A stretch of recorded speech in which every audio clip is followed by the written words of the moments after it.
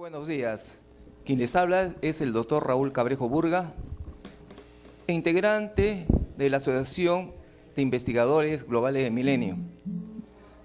¿Quiénes somos? Somos una institución que está representada por docentes de diferentes universidades y que integra pues con la red Radar, que es una red internacional que conforman 12 universidades de México, Colombia y Perú.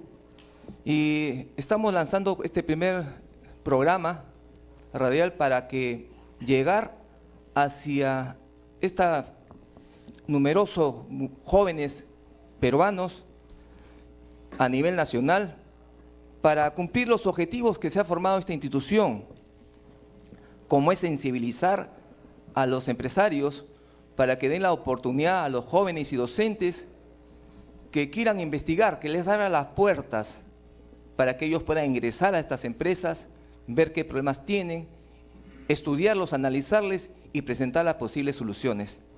Generalmente, en estos momentos, el empresariado no abre la puerta a la juventud ni a los docentes, a las personas que están con ganas de investigar, porque tienen miedo seguro de que puedan detectarles sus debilidades, sus limitaciones, cosas que de repente ellos no quieren que se enteren sus clientes, su mercado. Pero es necesario que abran las puertas porque sin esa relación entre empresa, universidad, no se van a sacar nuevos conocimientos, innovaciones que permita el desarrollo de nuestro país. Otro objetivo importante es justamente que se promueva en la juventud universitaria y en los docentes la investigación. Muchos ven a la investigación como un proceso, un procedimiento muy tedioso, difícil, que solamente es para algunas personas. Sin embargo, tenemos conocimiento que las universidades se crearon para hacer ciencia, para crear conocimiento. Y el crear conocimiento es la razón de ser de una universidad, es la razón de ser de un profesional. No solamente tener un cartón, sino cómo apoyar el desarrollo de un país. Y otro objetivo es involucrar a docentes y alumnos a investigar, que tengan la responsabilidad de de presentar nuevas innovaciones, nuevas tecnologías que permita al país desarrollar, generar industria, que no lo tenemos en el Perú. En esta mañana nos acompaña, tenemos a un docente que ha venido de la Universidad EAN de Colombia, que también es parte integrante de esta red Radar, que es el doctor Nofal Nagles, que lo tengo acá a mi lado izquierdo, que vamos a tener la oportunidad de conversar con él. Está el doctor Jaime Sueldo Mesones, un docente investigador, y el doctor Adán Estela, también docente investigador, que el día de hoy vamos a compartir, vamos a analizar, discutir algunos aspectos de importancia sobre la investigación. Quiero comenzar abriendo el tema de qué debemos investigar, qué es el gran problema de la juventud, de las personas que quieren investigar, qué queremos investigar. Y quiero darle acá la palabra a nuestro colega Nofal. Nofal, no sé si te das tu saludo. Buenos días a todos. El doctor Cabreros gentilmente ha invitado a este servidor a hablar de este tema, y no solamente a hablar de este tema, sino a participar de sus actividades académicas e investigativas aquí en Lima, de lo cual estoy pues altamente complacido y agradecido. Con respecto a la pregunta, uno tendría que explorar como para qué investigamos, y lo primero que tenemos que buscar es una respuesta referida a, tenemos que entender cómo funcionan las organizaciones, cuáles son los factores que determinan su competitividad, es decir, qué las hace competitivas en el mercado, qué hace que sean viables, qué hace que sean perdurables, porque organizaciones pasan sin pena ni gloria en las sociedades y otras al contrario se destacan, y eso debería ser fundamental para saber y al establecer cuáles son los elementos que destacan, pues potenciar esos elementos en las organizaciones y asegurar que sean más competitivas. Uno de estos factores, pues obviamente reconocidos en todos los ámbitos, es la innovación, pero para entender qué es la innovación habríamos que investigar cuáles son los factores que la determinan, cuáles son las variables que hacen que las organizaciones sean más o menos innovadoras. Ese es un ámbito importante. ¿Qué hace que las organizaciones sean perdurables? Es decir, entender cuáles son las variables que hacen que las organizaciones perduren en el tiempo, que sean viables por mucho más tiempo que otras. Esos son elementos claves que hay que investigar, porque eso es lo que va a hacer que al reconocer cuáles son esos factores y cómo funcionan, no solamente cuáles son, sino cómo funcionan, para ayudar a las organizaciones a ser más competitivas. Y creo que es donde está el secreto. Además de entender el factor, saber cómo opera para poder potenciarlo en las organizaciones, y ahí los investigadores nos convertiríamos en el motor de la competitividad de las organizaciones, no solamente en Lima, sino en toda Latinoamérica. Podríamos hacer organizaciones mucho más competitivas en Colombia, en México, y en Ecuador, en Perú, en todo Latinoamérica, y eso es lo que realmente deberíamos apostarle como investigadores, o a eso es lo que estamos apostando más bien como investigadores. Nofal, este equipo especialmente. sí, doctor Nofal, dígame, en Colombia, ¿cómo es la realidad en cuanto a la innovación? Acá se entiende a veces por innovación cuando le dan un valor agregado a ciertos productos y piensan que es algo innovador, y la innovación creo que va por otro sentido.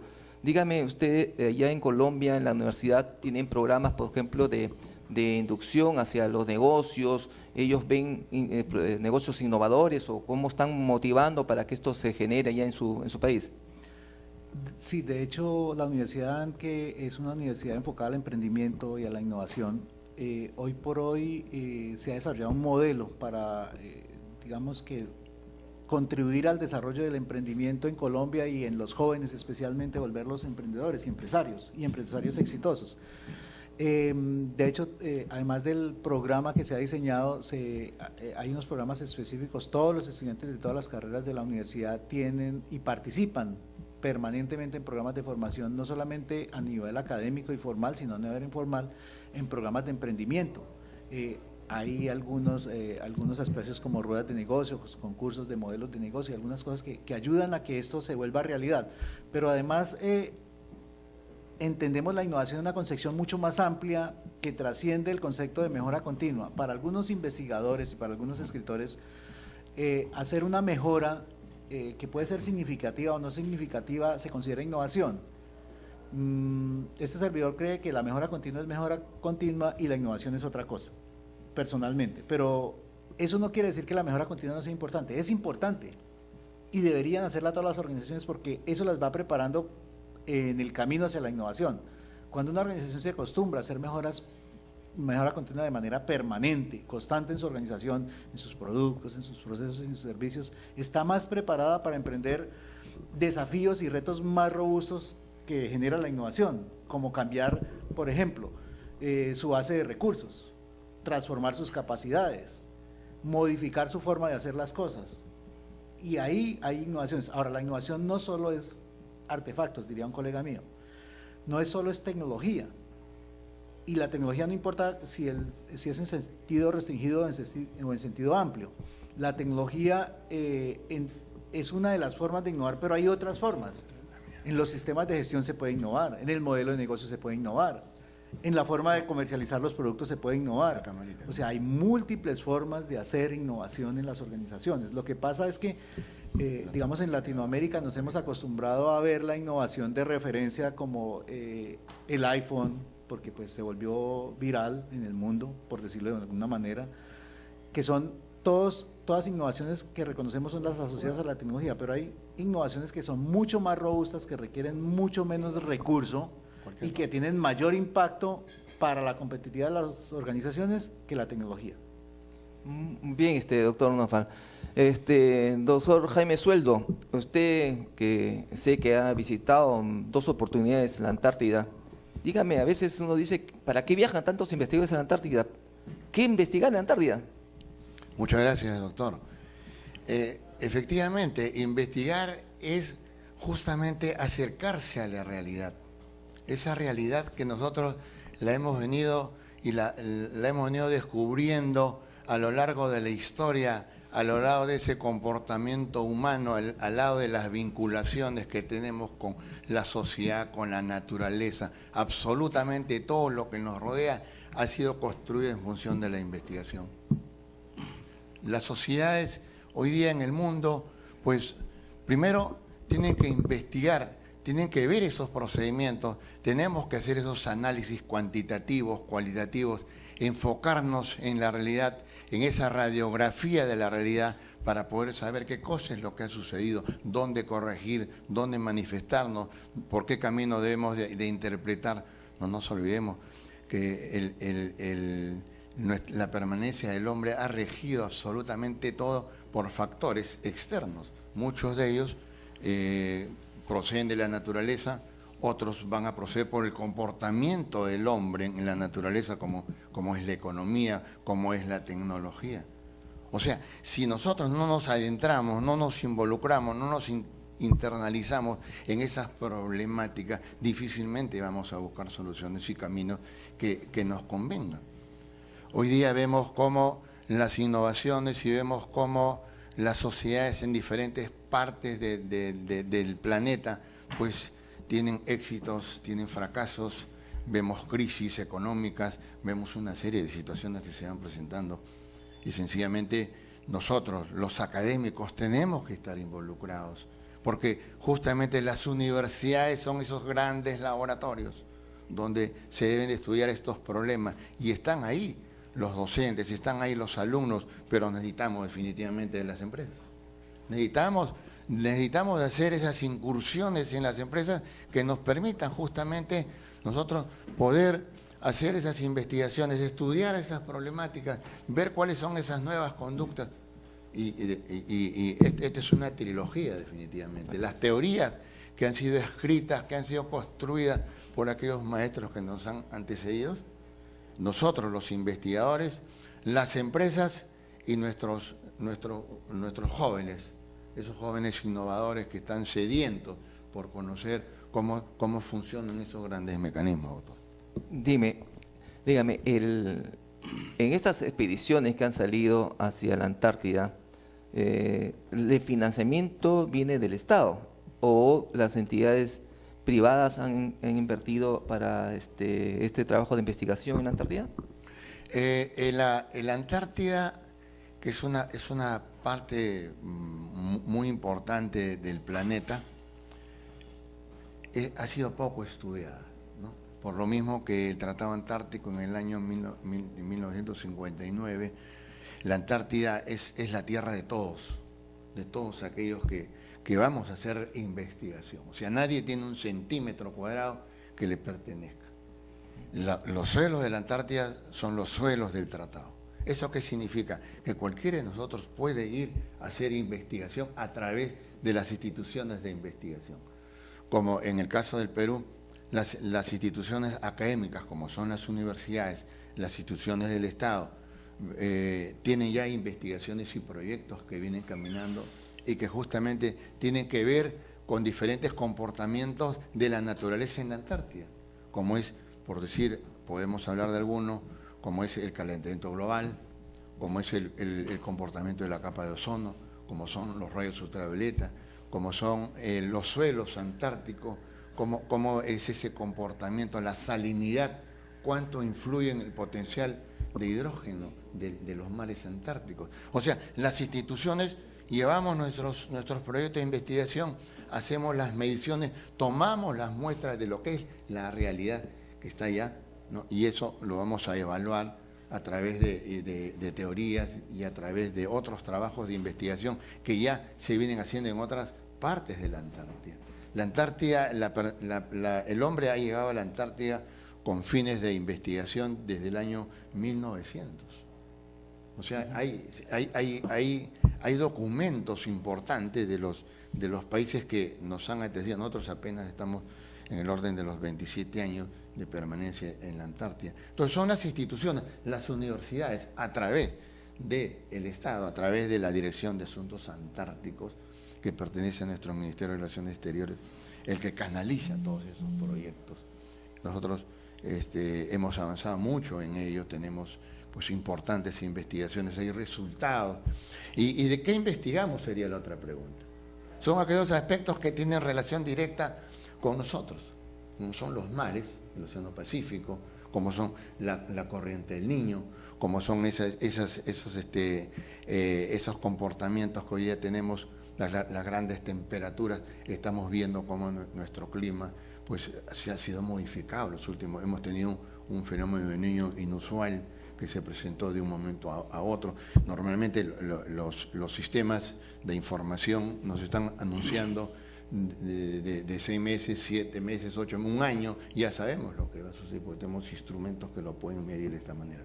Pero el comportamiento inusual obviamente nos llama la atención. Entonces ahí es donde tiene que estar pues, el investigador científico que está haciendo sus mediciones, está comparando informaciones, está comparando datos que se van manejando a nivel de los océanos y también pues, las instituciones que tienen la responsabilidad como las instituciones que nosotros tenemos en el país están haciendo esos grandes modelamientos para ver qué cosa es lo que puede suceder, ¿no? Por eso que allá en la Antártida, bueno, en las 2 oportunidades que tuve la suerte de ir realizando algunas otras investigaciones, y como yo denominé a la Antártida, era el suelo o la parte del planeta donde sí se respeta el medio ambiente. Bien, quiero dar la palabra acá al doctor Adán Estela. Y qué mejor que toque usted el tema de empresas familiares, que investigar en empresas familiares, cuál es la importancia para ver ese. Bien, creo que es una muy buena oportunidad. El maestro Naufal nos habla de una situación de repente comprometedora en que todos debemos estar buscando algo para una mejora continua, que al final calidad es la que impone. El maestro Jaime, que nos habla sobre una investigación macro realmente importantísima, porque de esos factores es lo que realmente determina. Sin embargo, estas cosas nos lleva a buscar de manera más integral los conocimientos en la microempresa. Sabemos que la mayor cantidad de las empresas que generan y aportan al PBI son las microempresas. Ahí es nuestro interés posiblemente de buscar mejores resultados. Que tenemos mucho que hacer, hay muchísimo que hacer. Yo creo que la parte sustancial del progreso de todos está en la búsqueda de las dificultades, porque el microempresario es el que más esconde posiblemente, el que no apertura porque tiene ciertas deficiencias, posiblemente de conocimientos en algunos casos, en algunos otros posiblemente por miedo a la competencia. Sin embargo, si podríamos nosotros inducir, si podríamos llegar de una manera o de otra forma, podríamos tener mejores resultados. Los cambios que necesitamos están ahí, los cambios fundamentales radican en ese punto. Por muchas razones, porque al final, siendo el motor del ingreso o de la mayor contribución del ingreso de la sociedad, porque las organizaciones aparecen como familia y se desarrollan como familia. Claro, ahí hay que también tener claro el concepto de empresa familiar, donde posiblemente alguien toma la batuta y comienza a desarrollar, pero si es una persona sola, no es empresa familiar. La empresa familiar es cuando la familia está involucrada en el negocio. Entonces, de ahí sí parte el concepto de empresa familiar, porque lo que se busca, ahí tenemos el error, porque a veces tenemos un gran problema de muchos factores que estudiar, y uno de ellos, por ejemplo, es la descendencia o la trascendencia que debe tener en el tiempo. Entonces, no hemos preparado quién va a ser el seguidor. Habría que buscar mecanismos o formas de cómo continuar, de cómo hacer que la empresa perdure más en el tiempo. Creo que eso sería uno de los objetivos fundamentales de nuestras organizaciones para continuar. Primero porque a lo mejor partimos del aspecto conceptual de manera empírica, que nuestros hijos sean mejor que los padres, concepción muy buena, pero a veces nosotros educamos y orientamos a nuestros críos a una situación que está alejada de nuestra realidad, desperdiciando nuestra experiencia. Creo que ese es el factor que nosotros debíamos apoyar para que exista la continuidad. La experiencia no se construyó en un día, la experiencia se ha construido en un caminar, y eso debemos aprovecharlo. Porque, por ejemplo, en la familia hemos sido familia de campesinos, de agricultores, pero ya ninguno es campesino porque vendieron las tierras. Y nos hemos dedicado a otras profesiones y hemos abandonado la experiencia pues de la familia, que han habido muy buenas cosechas. Y ahora, muchos de nosotros ya no se desarrollan, y teniendo en cuenta en la franqueza, no tenemos las economías que podríamos haber tenido habiendo aprovechado posiblemente las tierras o los recursos que hemos manejado, ¿no? Creo que eso me parece fundamental. Bien, antes de ir al corte, quisiera hacer como una conclusión de este primer tiempo, ¿no? Donde acá nuestro doctor Onofal nos ha hablado de innovación, y creo pues que falta bastante innovar. Falta bastante innovar por justamente esa trilogía que debe haber Estado, empresa, investigador, universidad. Porque falta abrir puertas de las empresas justamente para que puedan los que tienen las ganas de investigar ver qué innovar, qué cosa hacer, y que les den fuente de financiamiento para hacer esa innovación, y que sus ideas que tienen hacerlas realidad. Vemos pues vemos que en la Antártida o otros proyectos de investigación les falta financiamiento, no del Estado, el Estado da lo que tiene. Hay un porcentaje que se está brindando por CONCITEC para brindar los trabajos de investigación, pero las empresas privadas no están invirtiendo mucho en investigación. Y cuando hablamos de empresas familiares, bien, pues hablamos de empresas familiares, y vemos que son la gente del campo las que están casi que forman empresas familiares, dejando los campos descuidados. Y hay que investigar ahí, hay que investigar cuáles son las causas justamente de que nuestras zonas andinas se queden sin pobladores. Todos los jóvenes están soñando, en vez de soñar cómo crecer su distrito, su